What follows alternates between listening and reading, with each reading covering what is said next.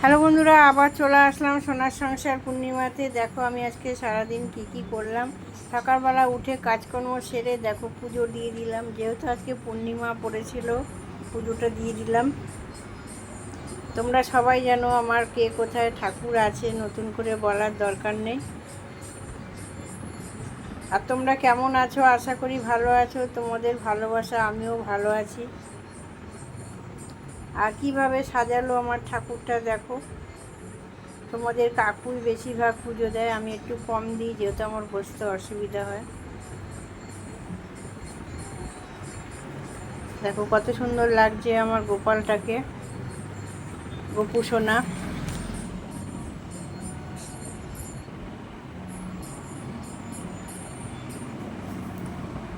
আমার মা লক্ষ্মীকেও দেখো কত সুন্দর দেখাচ্ছে।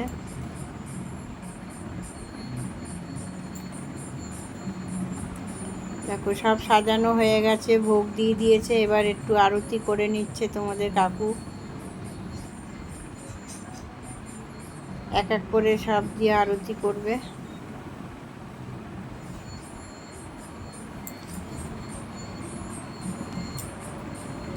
আর যেহেতু আমার গণেশ ঠাকুর আছে, শিব ঠাকুর আছে, ঘন্টা বাজাতে লাগে, তাই তো ঘন্টাটাও বাজিয়ে নিল। গোপু সোনা আছে।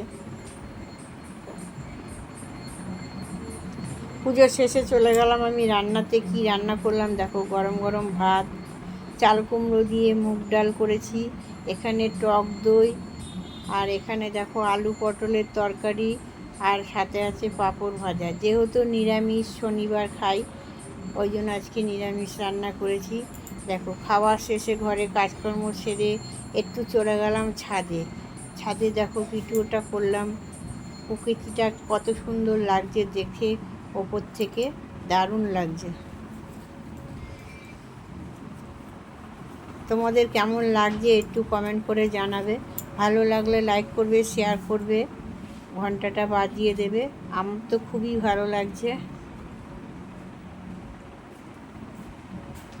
দেখো পাশে আমাদের পুকুর আছে, এটা হলো সোনাই দিঘি বলে। চারিপাশটা কত সুন্দর দেখাচ্ছে।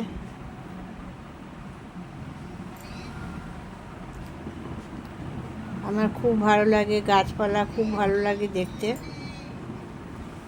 তাই হঠাৎ আজকে মনে হলো গিয়ে একটু ছাদে ওপর থেকে ভিডিওটা তুলি, তাই তোমাদের সাথে ভিডিওটা শেয়ার করলাম।